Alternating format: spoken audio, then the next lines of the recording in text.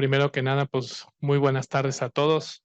Muchísimas gracias por la asistencia a nuestra sesión de la vocalía de medicina interna del mes de junio. A nombre del doctor Raúl Pardiñas, nuestro presidente de la Sociedad Médica, les doy la más cordial bienvenida, tanto de forma presencial como de forma virtual. Pues para mí un honor y un orgullo presentar al doctor Héctor Alfaro, que bueno, nosotros, pues muchos de nosotros ya lo conocemos. El doctor Héctor Alfaro, como sabemos, él es médico internista, intensivista y anestesiólogo, y actualmente se desempeña aquí en el hospital. Es experto en toda la parte de ultrasonido y lo que queríamos el doctor y yo platicando un poquito es ¿qué tanto en la actualidad? Anteriormente pensamos que el ultrasonido se utilizaba solamente en la parte de radiología, en área de terapia intensiva, pero en la actualidad ya vemos que también los servicios de urgencias estamos obligados a tener conocimientos de esto, sobre todo por los diagnósticos rápidos que necesitamos hacer en esa área. Entonces, bueno, pues sin mayor preámbulo le doy cámaras y micrófonos al doctor. Qué amable, César. Muchas gracias por la invitación a la Sociedad Médica del Hospital, a ustedes su presencia. Ya nos conocemos, somos amigos, compañeros. La idea aquí es que se lleven en la mente que la herramienta actual llamada ultrasonografía crítica tiene utilidad y es una extensión y un apoyo de nuestros sentidos como médicos, de nuestro quehacer clínico cotidiano. No tengo conflicto de intereses. Luego una vez me preguntaron si vendía yo ultrasonidos. No, para nada. Nomás los compro y los revendo.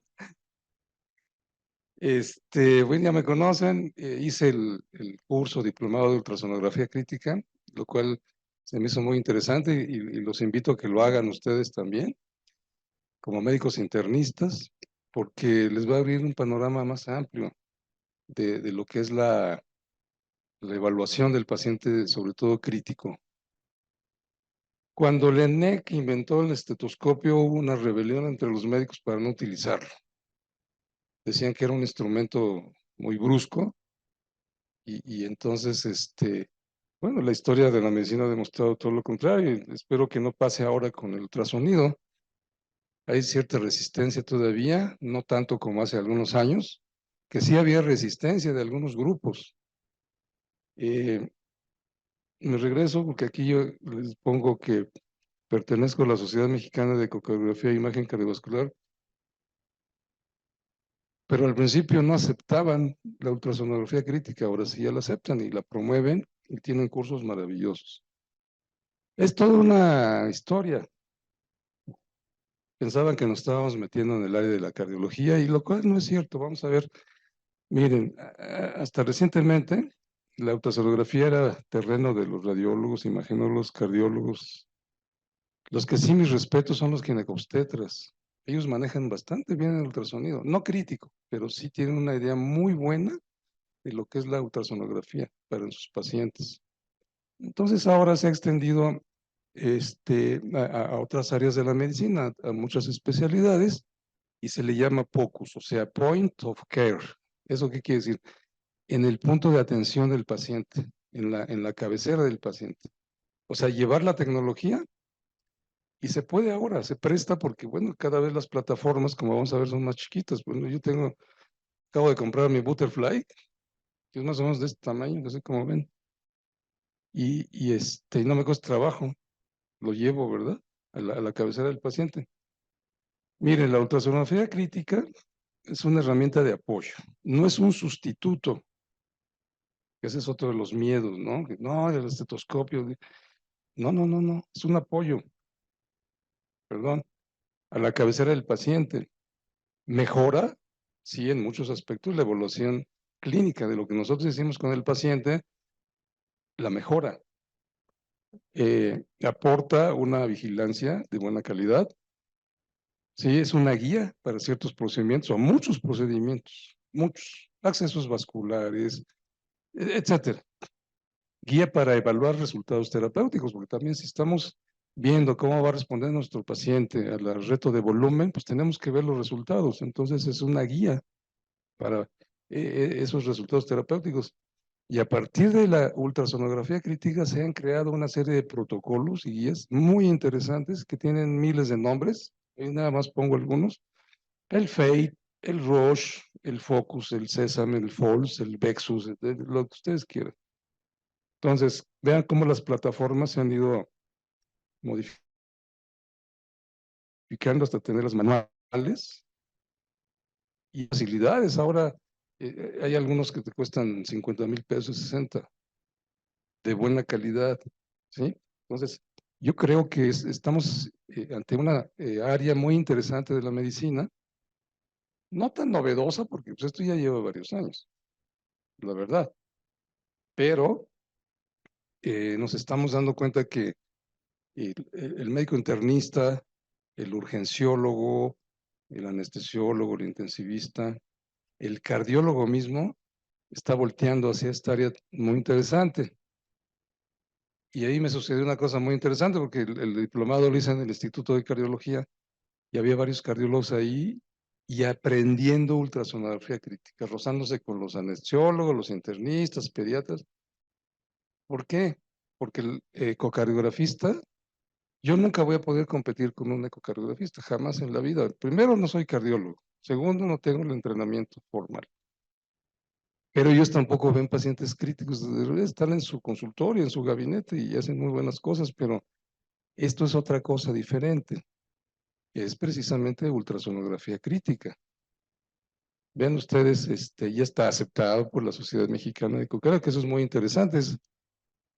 Incluso hay entrenamientos de urgencia, así como el ACLS y el ATLS y todos esos cursos de equipos de respuesta inmediata, equipos de respuesta rápida. Tenemos el USLS, es el Ultrasound Life Support, soporte vital guiado por ultrasonido, que tiene varios niveles de preparación, desde el básico hasta el más avanzado, ¿sí? Y todos los conocimientos que se adquieren en ese curso, en ese entrenamiento, lo aplicamos inmediatamente al paciente crítico, y ha sido tal el impacto que algunos colegios muy serios, como el Colegio Americano de Médicos de Tórax, este doctor Israel, él dice que hay que expander los límites de nuestro examen físico con el POCUS, con el ultrasonido, ¿sí?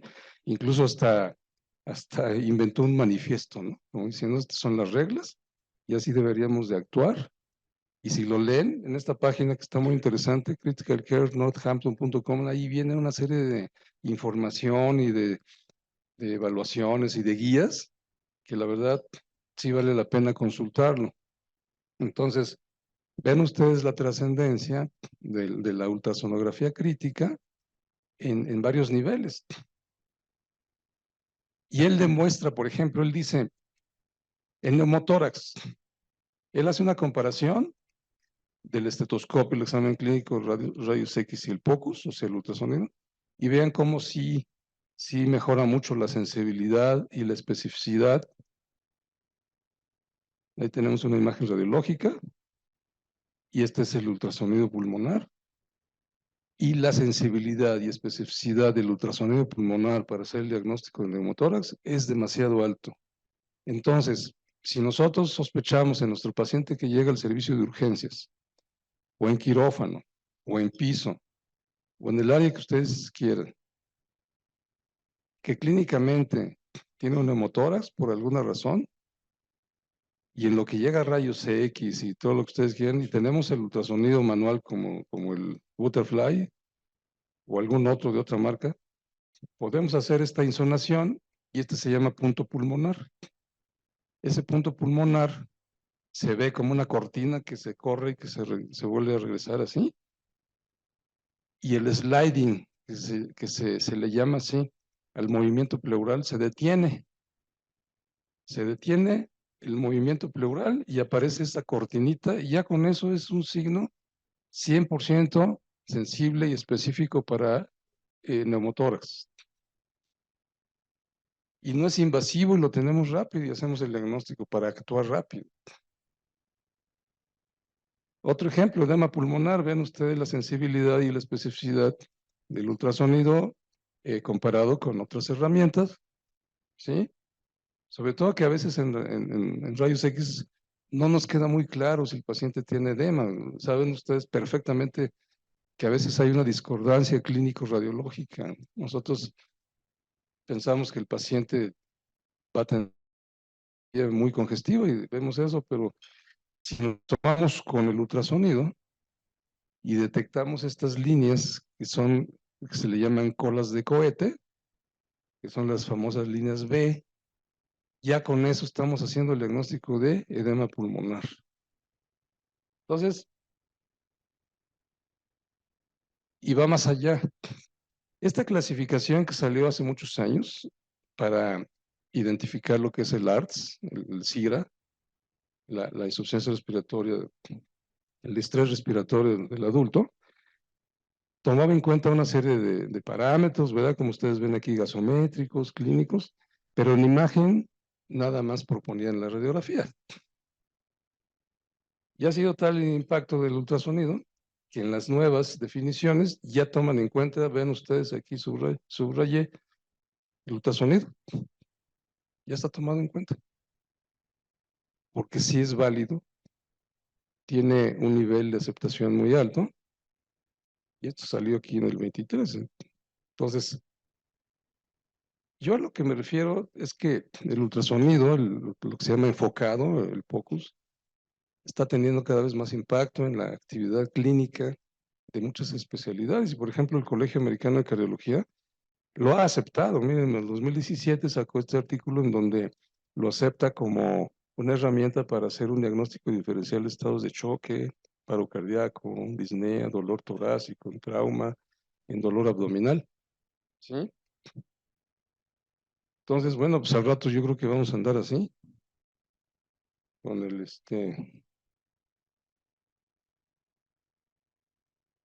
sobre todo porque ya ahora se habla de un quinto pilar. ¿A qué se refiere esto? Y es tiempo de implementar un quinto pilar en la evaluación de nuestros pacientes. Entonces, la inspección, la palpación, la percusión, la auscultación y ahora viene la insonación. Es una propuesta, ¿verdad?, de varios colegios, varias autoridades en el mundo, varios médicos, entre ellos este es el doctor Brangwell, ¿sí? Que lo acepta, ¿verdad? Él dice, sí, efectivamente, ¿por qué no? ¿Por qué no? Es una nueva herramienta, es una extensión de nuestra evaluación clínica. Y esto que se me hizo muy curioso, que alguien modificó ahí ese cuadro de Rembrandt, ya le pusieron aquí su plataforma y, ¿verdad?, de ultrasonido. Y la historia, pues, es muy interesante porque prácticamente desde 1942, este es el doctor Tuzik. Ven ustedes los aparatos enormes y obviamente, pues, los vemos muy antiguos.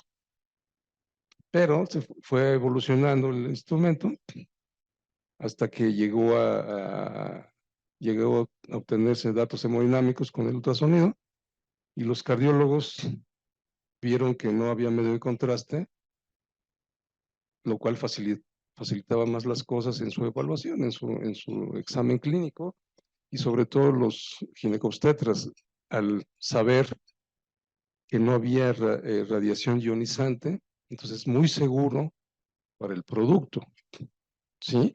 En cualquier etapa del embarazo. Entonces, pues se nos adelantaron, ¿verdad?, en el uso, en la utilización de este instrumento, pero obviamente esto en pacientes estables, lo que ustedes quieran, pero bueno, ellos ya traen una historia atrás, están los cardiólogos, los ginecobstetras. Hubo un artículo, un trabajo que empezó, digamos, yo creo que es un parteaguas ya propiamente de la ultrasonografía crítica.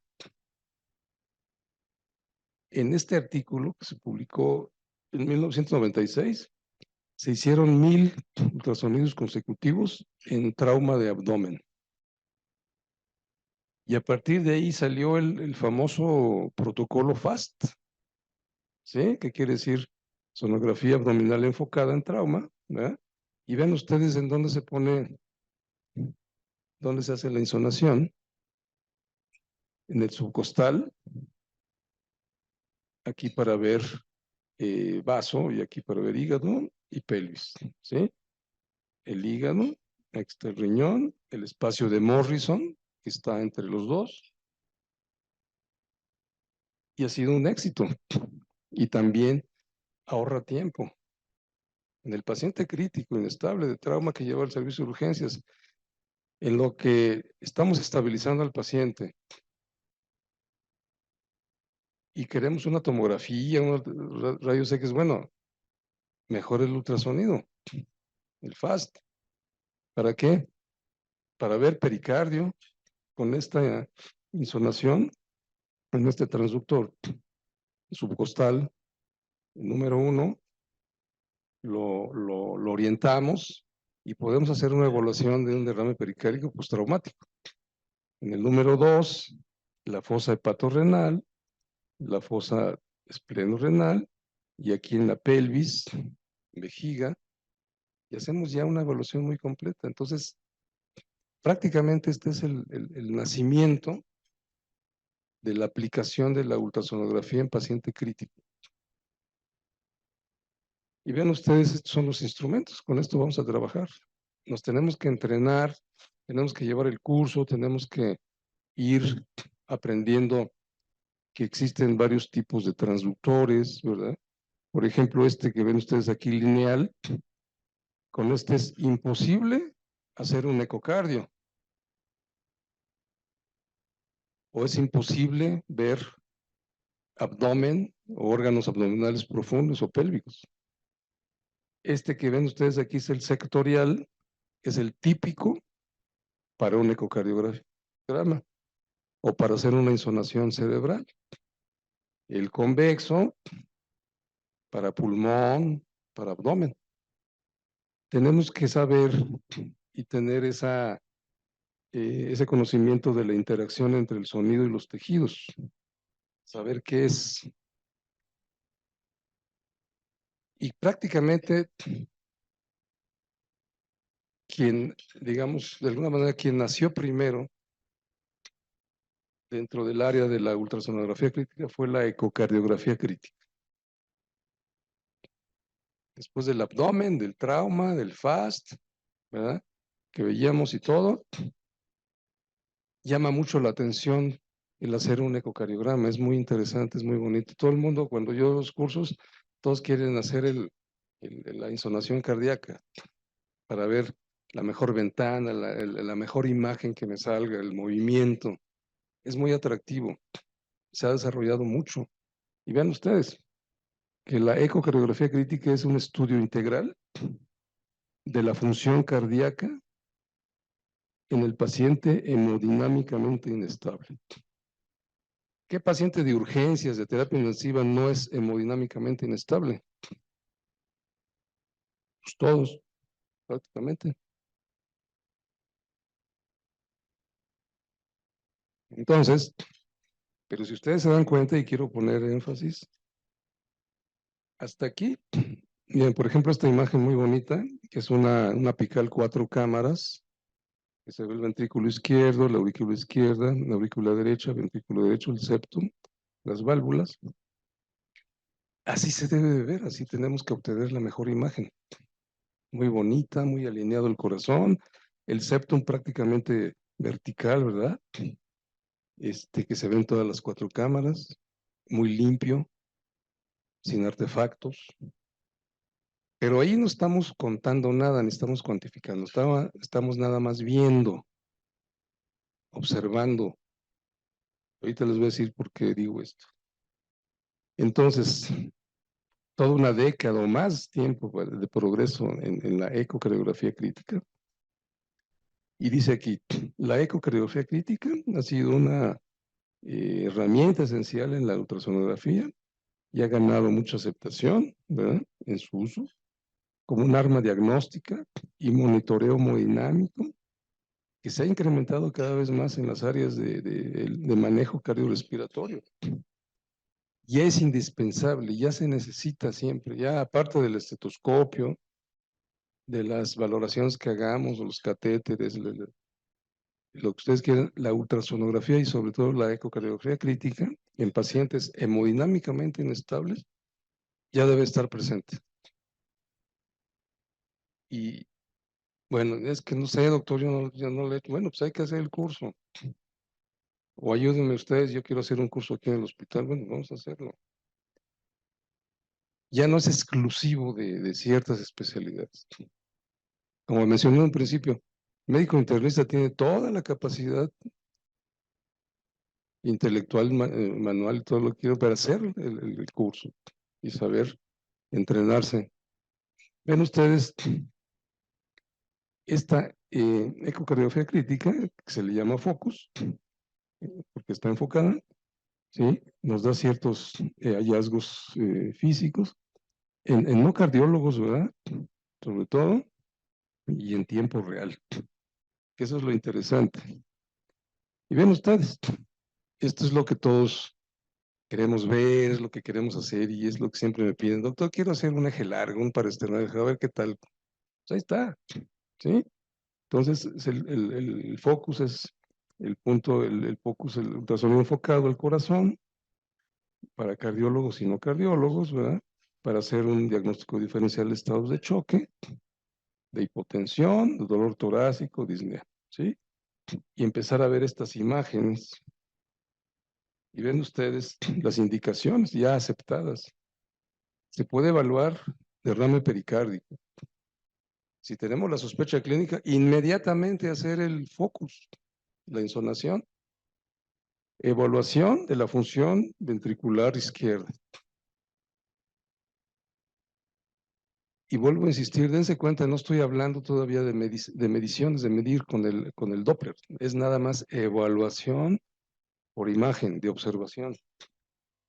Evaluación de un embolismo pulmonar, en paro cardíaco, y ya indicaciones más avanzadas en tamponado de cardíaco, incluso en anormalidades valvulares, ¿por qué no? Muchos intensivistas, urgenciólogos, anestesiólogos han hecho, han detectado alteraciones en el movimiento de las válvulas, y hasta ahí se debe de quedar la evaluación. Yo nada más puedo decir es que encontré anormalidad en el movimiento de las válvulas y por eso pienso que está hemodinámicamente inestable mi paciente. Que venga el cardiólogo para que me diga si es una estenosis, si es una insuficiencia, doble lesión. ¿Sí me explico? O sea, yo ya detecté y encontré la causa de la inestabilidad de mi paciente, pero ya no me puedo ir más allá porque eso ya le corresponde al experto. Entonces también hay que saber los límites. Miren, por ejemplo, incluso hasta una disección aórtica, ¿por qué no? Se puede hacer, lo podemos hacer, si sabemos cómo hacerlo, cómo dirigir el transductor. Obviamente en cardiopatía isquémica también lo podemos hacer, ¿sí? Eh, y es relativamente fácil. Si ustedes se dan cuenta de esta imagen, aquí está la cara anterior del tórax y trazamos una X, una cruz así, ¿verdad? Entonces, aquí está la cara anterior del tórax. Este es un paraesternal eje largo y este es un paraesternal eje corto. O sea, en el mismo sitio, sin desplazar el transductor, nada más moviéndolo, girándolo en sentido horario, podemos obtener la imagen eje largo y el mismo corazón en eje corto. Aquí está el septum, ventrículo derecho, ventrículo izquierdo, aurícula izquierda, la aorta, el tracto de salida del ventrículo izquierdo y la válvula. Le damos una vueltecita y obtenemos lo mismo. Este es el ventrículo izquierdo, esto es a nivel de las valvas y este es el ventrículo derecho. Aquí está el septum interventricular. Todo esto que le estoy diciendo es muy básico, pero hay que hacerlo. Y es interesante, es un juego. Cuando nos ponemos a hacer eso, nos las pasamos una hora haciéndole y hasta que nos dé la mejor imagen. Y nos vamos muy contentos porque obtuvimos una imagen muy padre, muy bonita, que creíamos que nosotros no éramos capaces de obtener. Y de repente, cuando estamos viendo un eje corto, que el corazón se contrae así como un anillito, ¿qué tal si en alguna parte de la pared no se mueve? Y dices, ah, caray, mira, esa parte del corazón no se está moviendo. Hay un defecto de contractilidad en esa zona. Ah, esa zona, esta, depende de la descendente anterior y el paciente está chocado. Se me hace que está tapada la descendente anterior y es una cardiopatía isquémica aguda y estoy haciendo un buen diagnóstico. Y estos cambios estructurales aparecen mucho antes que los cambios electrocardiográficos y bioquímicos de los marcadores, como las troponinas, lo que ustedes quieran. Entonces, eso es lo interesante, que incluso con la herramienta nos podemos adelantar. Ven ustedes aquí el área paraesternal, que nos da un eje largo y un eje corto. El área apical, que nos da 4 cámaras, ¿sí? Y aquí el subcostal, que también nos da 4 cámaras, y la vena cava inferior. Con estas 5 imágenes, si las obtenemos adecuadamente, podemos hacer muchos diagnósticos agudos de inestabilidad hemodinámica y podemos extender nuestra evaluación clínica que ya hicimos inicialmente y que el paciente o la paciente que llegó y no respondió a la clásica carga de líquido, nos vamos a dar cuenta que no era necesario la carga de líquido porque en realidad no necesitaba la carga de líquido, sino más bien su estado de choque era por defectos en la contractilidad y disfunción sistólica. Entonces, ese cambio, ese parteaguas es lo interesante, es lo que hace interesante la ultrasonografía crítica. Porque entonces, ni estamos invadiendo al paciente, ni estamos poniendo grandes catéteres, y estamos haciendo una evaluación diagnóstica más fina, más elegante, ¿sí? Y más exacta, más correcta, menos invasiva. Vean ustedes, otra vez, ahí tenemos el subcostal con una imagen 4 cámaras, apical también 4 cámaras, un paraesternal eje largo y un paraesternal eje corto. Cuando se dan los cursos de ultrasonografía crítica básica, ese es uno de los objetivos, uno de tantos objetivos. Y vuelvo a repetir, se ha desarrollado más la ecocardiografía crítica que otras áreas, porque bueno, pues llama más la atención por un lado y por otro, porque la mayoría de los pacientes son hemodinámicamente inestables. Esta insonación, esta área, esta ventana es muy, muy, muy importante. Vean ustedes aquí en 4 cámaras que se obtiene a partir del transductor colocado a nivel subcostal. ¿Sí? Eso nos va a dar muchos diagnósticos. Derrame pericárdico, en trauma, ¿sí? Entonces, vean ustedes, esto es lo que todos quisiéramos hacer y nos gusta hacer para externar eje largo, ¿sí? Ahí está colocado el transductor, cómo se dirige. Todos los transductores traen una muesquita ahí de color que nos orienta y hacemos un corte y esto es lo que debemos obtener, vean, ¿sí? Está el ventrículo derecho, el septum, el ventrículo izquierdo, aurícula izquierda, el tracto de salida. Aquí, si congelamos la imagen, podemos medir la raíz de la aorta y de ahí viene el siguiente paso avanzado. De ahí podemos calcular el volumen sistólico y gasto cardíaco e índice cardíaco. ya entra en ese momento lo que se llama la medición por Doppler. Pero esto es lo básico. Ven ustedes, aquí se da un giro sin mover, sin desplazar el transductor, un giro horario para obtener un eje corto, ¿sí? Cómo se dirige la muesca hacia el hombro izquierdo. Y este es el corte que se hace, como si fuera una rebanada. Y esto es lo que se ve. Ventrículo derecho, el septum, ventrículo izquierdo, ¿sí? Y ahí están.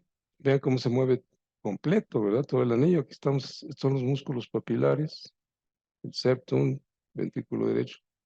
¿Qué tal si en alguna parte de esta ruedita no se mueve? Repito, como hace rato, algo está impidiendo que ese tejido no se mueva. Generalmente es falta de irrigación. Y esa falta de irrigación generalmente es porque una de las arterias que irriga esa zona está tapada y estamos ante la posibilidad de una cardiopatía isquémica. Entonces, la ecocardiografía crítica es extensión del examen físico.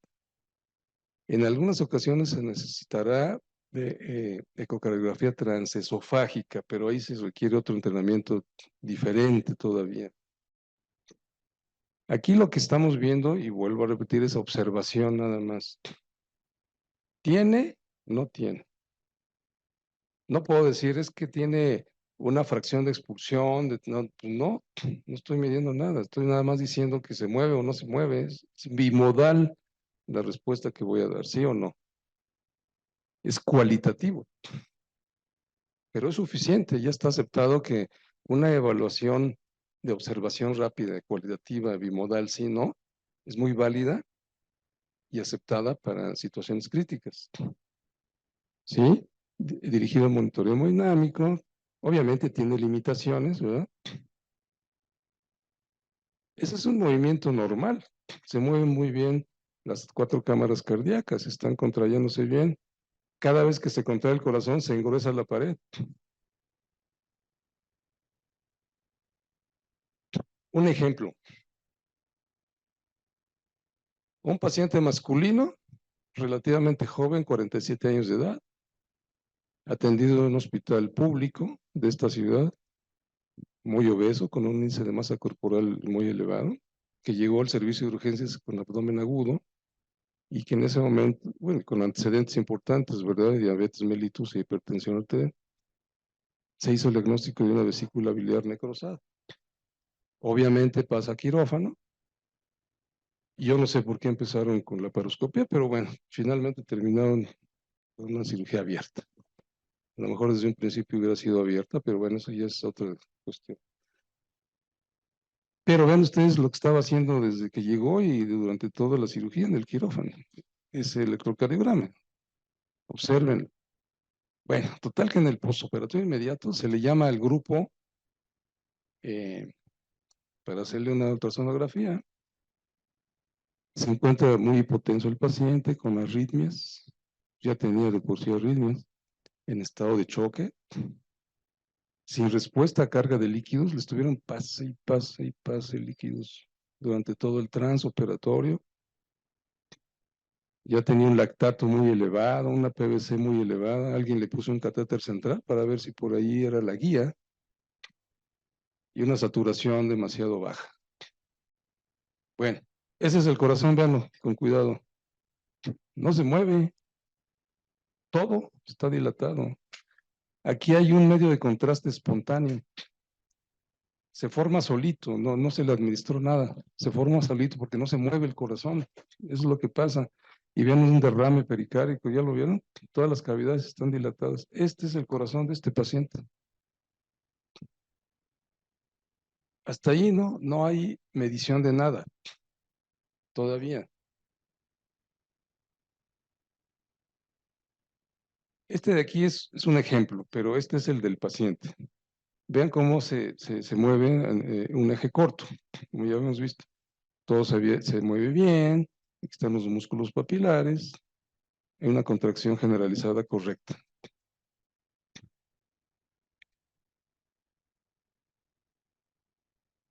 y el paciente. ¿Les llama la atención que esta zona no se mueva?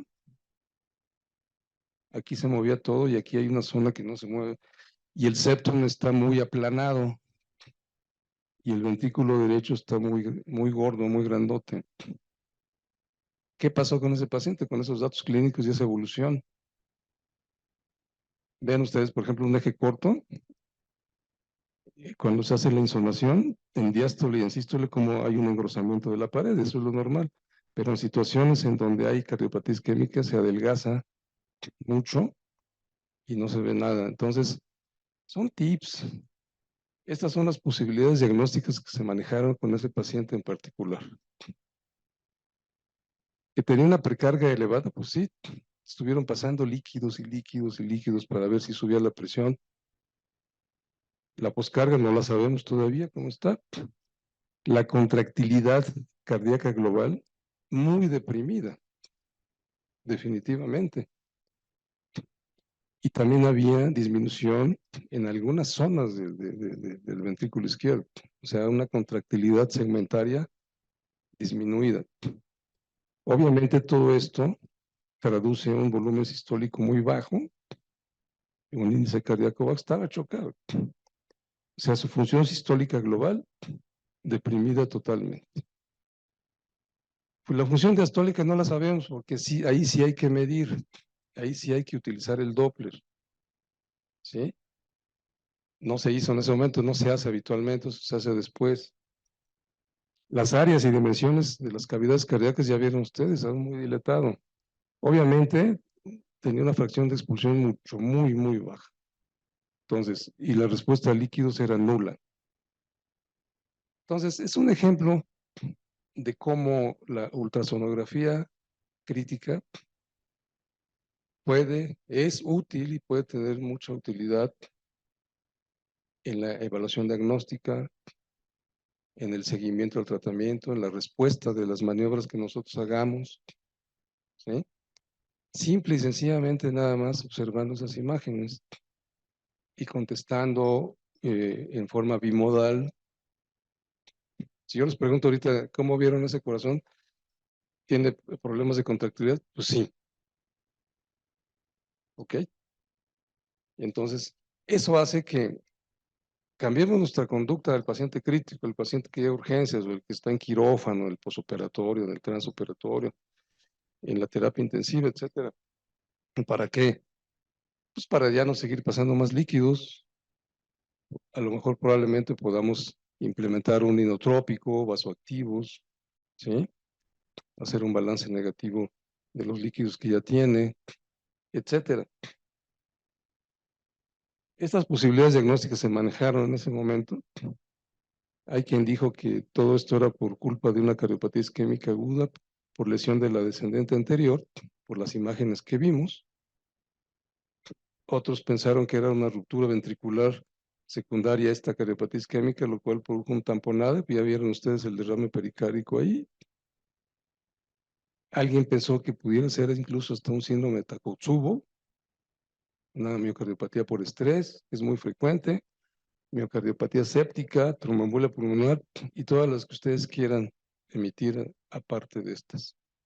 Pero aquí la cuestión es que yo quiero que ustedes vean que la herramienta como tal, la ultrasonografía crítica, sí tiene utilidad y que la podemos implementar muy rápido a la cabecera del enfermo con plataformas cada vez más pequeñas, ¿verdad? Los ultrasonidos son más pequeños y los podemos trasladar, que no es invasivo y que nos da datos muy interesantes, muy importantes para hacer protocolos como este de estado de choque, ¿sí? Que se llama protocolo RUSH, que quiere decir Rapid Ultrasound for Shock and Hypotension, en donde ve tres cosas rápidamente nada más. ¿Cómo está la bomba? ¿Cómo está el tanque? ¿Y cómo están las tuberías? ¿Cómo está la bomba? El corazón pues, deprimido, ¿no? Una disminución de la contractilidad es muy importante. ¿Cómo está el tanque? Pues estaba congestivo, ¿no? Ya con tanto líquido que tenía encima, estaba muy lleno. Y las tuberías, se refieren a las arterias y a las venas, ¿no? ¿Cómo están? O sea, ese tipo de evaluaciones así muy prácticas, ¿sí? Han resultado ser bastante útiles en la evaluación rápida del paciente crítico.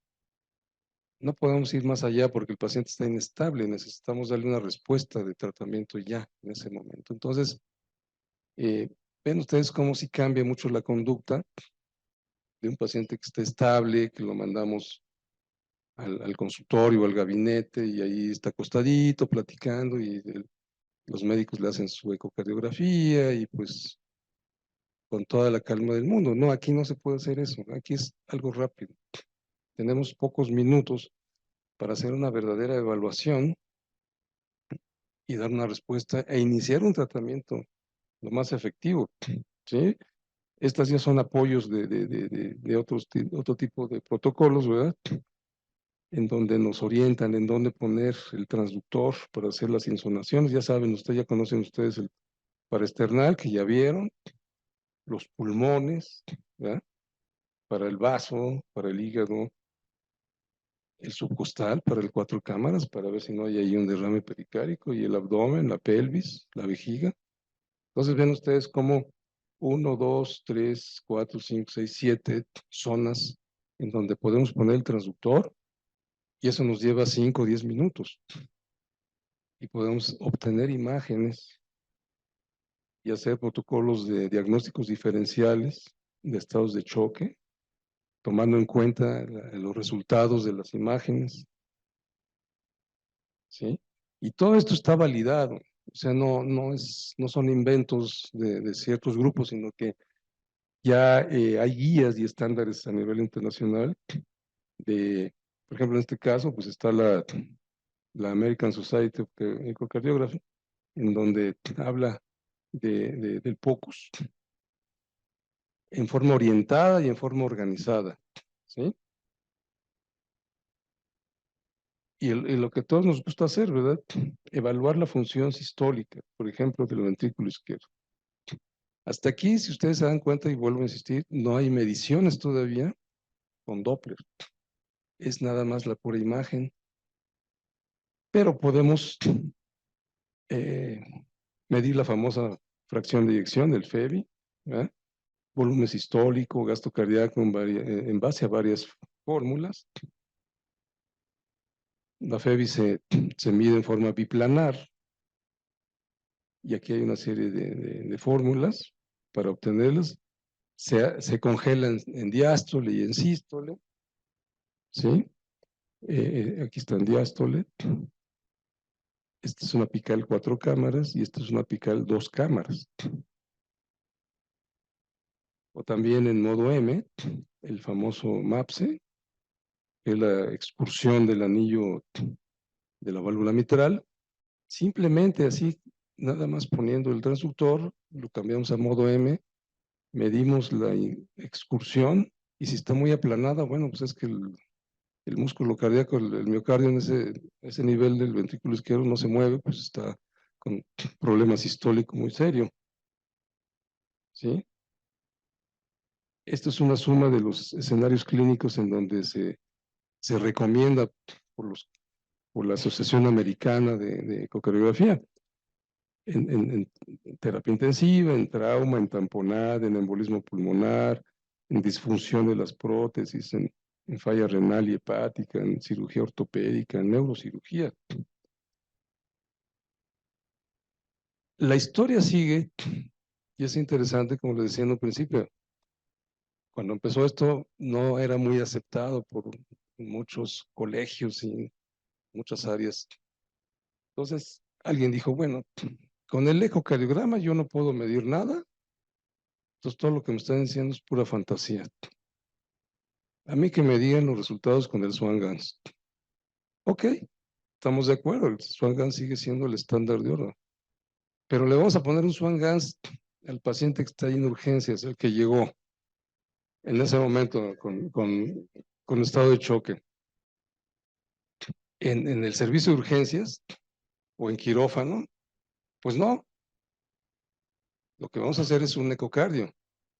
Entonces ya hubo alguien que comparó los resultados del catéter intrapulmonar con el ecocardiograma, y aquí se ven ciertas ventajas y desventajas, y no está muy mal, no sale mal el estudio ecocardiográfico, ¿sí? Ven ustedes en qué parámetros prácticamente no tendríamos por qué utilizar necesariamente o forzosamente el Swan-Ganz. Es más que suficiente el, el, el ecocardiógrafo, ¿sí? Sobre todo que si no sabemos implementar el catéter, vamos a ser más invasivos con mucho mayores complicaciones, porque definitivamente es un instrumento invasivo. Y también se necesita un entrenamiento especial para colocarlo y dejarlo bien colocado y saber medir y saber interpretar esas mediciones. O sea, no es nada más lo pongo y a ver que no. Lo puse bien, no se me complicó, está bien puesto en donde tiene que estar, en la punta del catéter. La medición del gasto cardíaco por el líquido que administro está a la temperatura adecuada. Y los resultados que me está dando de gasto cardíaco, índice cardíaco, resistencias vasculares, son las correctas. ¿Cómo las interpreto? O sea, es todo un protocolo. Entonces, esa crítica al ecocardiógrafo para decir que no mide, bueno, ok, de acuerdo. Es mejor el catéter adentro, por supuesto, pero aquí nos salva la situación el señor Doppler. Lo que hizo él fue calcular la velocidad de las células sanguíneas. Ese es su mérito, ¿no? Desde hace muchos años. Es un físico, era un físico, y él lo implementó en muchas otras situaciones, no en el cuerpo humano. Luego Bernoulli, bueno, estamos de acuerdo en que el ecocardiograma no mide de forma directa presiones intracardíacas, así como lo hace el Swan-Ganz. Ok, de entrada está bien. El Doppler mide velocidades, como ya habíamos visto. Entonces, el principio de Bernoulli es que se convierte los datos de las velocidades en gradientes de presión. Y ahí ya nos empatamos entonces sí se puede. Estos gradientes de presión, y entonces aparece el Doppler.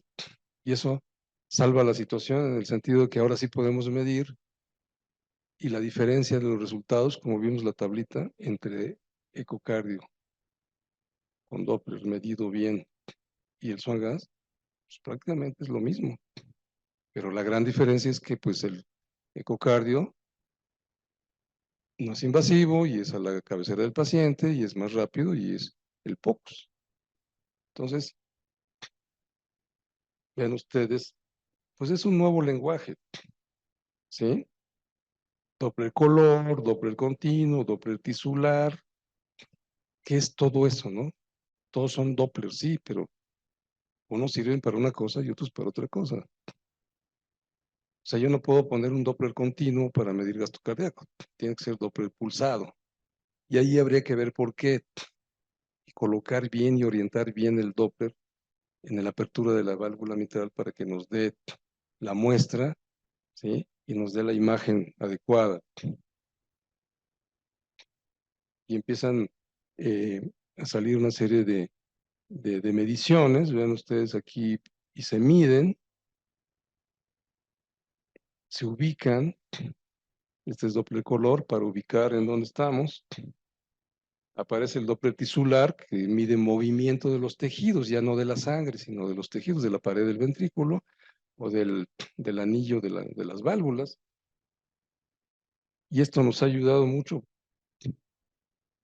Ven ustedes aquí la raíz de la aorta.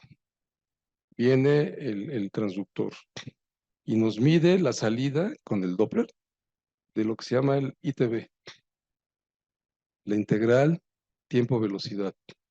Y eso ahorita es muy válido, ¿sí? Según esta fórmula, aquí está la raíz de la aorta.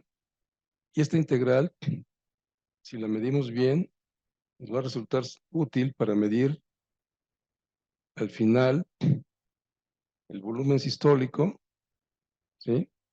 E incluso es mucho mejor para valorar los cambios que hacemos nosotros cuando el paciente necesita líquidos y hacemos el reto de volumen y saber si efectivamente hubo una respuesta en ese paciente.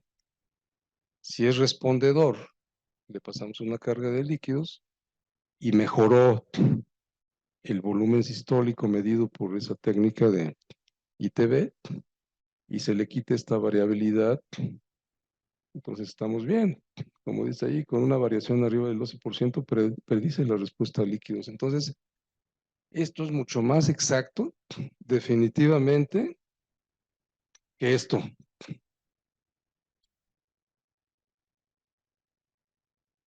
sea, la PVC ya le perdimos confianza, ya no resulta que ya no es útil, ya está obsoleta, lo que ustedes quieran. Luego viene este doctor, un intensivista muy rebelde, y dice que la PVC es una reliquia del pasado, ¿verdad? Y jamás se debe medir en la medicina crítica, excepto en el core pulmonar. La PVC y la cuña pulmonar no son más útiles que las fases de la luna en la evaluación del paciente crítico. Entonces, bueno, él es muy así en sus comentarios, ¿verdad? Y estos famosos algoritmos que nosotros utilizábamos en base a los resultados de PVC y de la cuña pulmonar, ven ustedes, la PVC si se sube y la presión media y la cuña pulmonar si se sube, se baja, pásale líquidos, pásale volumen, esto ya no funciona, ya está fuera. Incluso hasta enterró al catéter Swan-Hans, el doctor Marí. Dijo, no, ya se acabó su participación, muchas gracias, que le vaya bien. En cuestión de evaluación de respuesta a líquidos. El Swan-Ganz se sigue utilizando en cirugía cardíaca y en muchas situaciones y es muy útil y es el estándar de oro. Entonces, no es que no sirva. Particularmente en evaluación de respuesta a líquidos, es muy difícil implementarlo y no ha sido útil. Y el Doppler también sirvió entonces, ahora sí, ya para evaluar la función diastólica. Si ya habíamos visto que la función sistólica la podíamos ver y valorar a simple vista, por observación en forma global, la diastólica necesitamos medirla.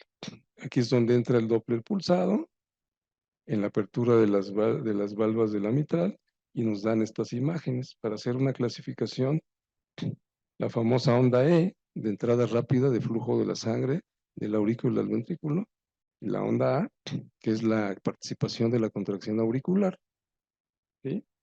Y así podemos hacer una clasificación de disfunción diastólica, y hacer el Doppler tisular también, y hacer una relación E', la E, y una E chiquita del Doppler tisular hacia abajo. Esta relación E' ha tomado relevancia, ya lo traía en cardiología y en insuficiencia tricuspidia y en insuficiencia mitral, pero en paciente crítico ahora es uno de los parámetros a seguir y a medir, ¿sí? De tal forma que estas son los 4 puntos importantes para evaluar una disfunción diastólica como debe de ser, avalado por, y salió en este artículo, en esta revista, ¿sí? Y estas recomendaciones.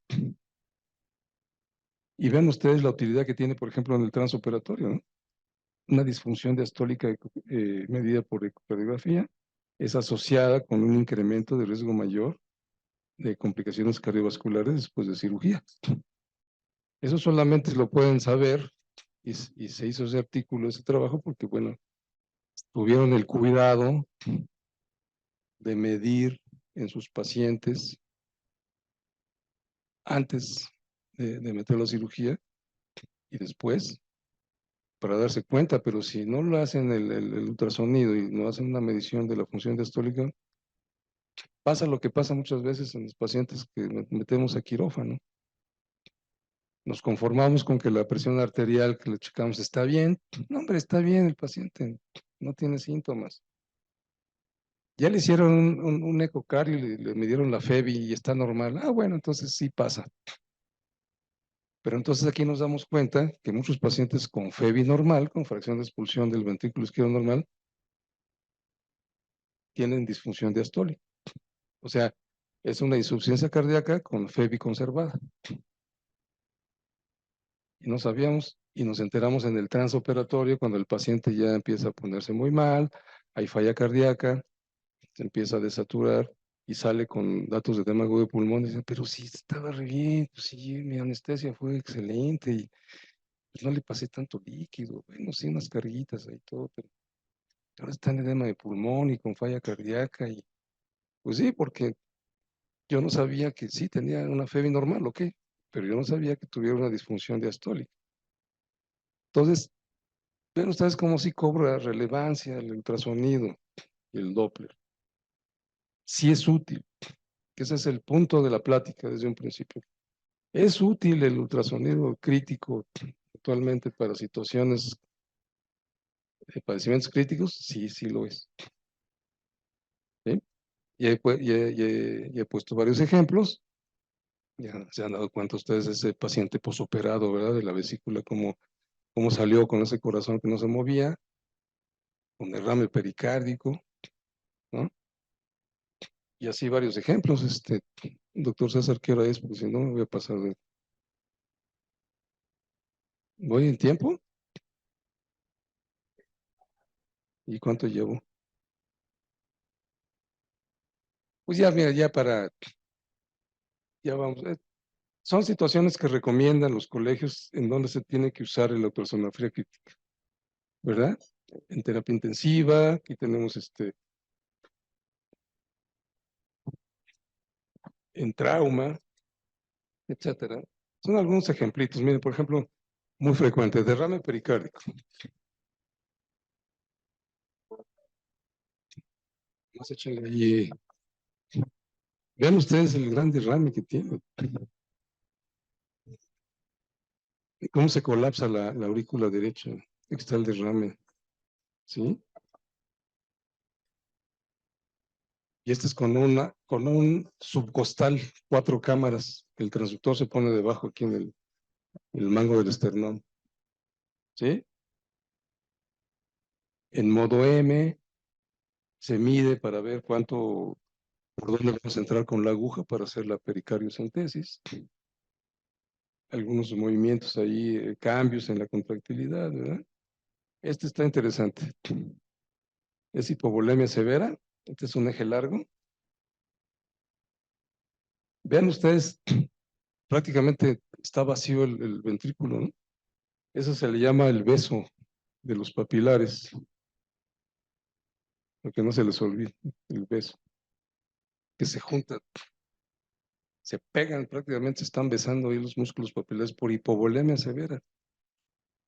Son algunos ejemplos, y hay muchos más de lo que es la ultrasonografía crítica, y todavía falta el Doppler cerebral, la vía aérea, los pulmones, el abdomen, el Vexus, que está tomando ahorita mucho auge para ver congestión venosa, o sea, el medir los flujos hepáticos y renales, etcétera. Entonces, conclusión, yo creo que sí, efectivamente, la ultrasonografía crítica es una herramienta útil, indispensable en todos los escenarios, para muchas especialidades, incluyendo medicina interna, anestesiología, urgencias, terapia intensiva, cardiología incluso, neumólogos también que han tomado el curso, pediatras, etcétera, aplicarlo a sus pacientes, ¿sí?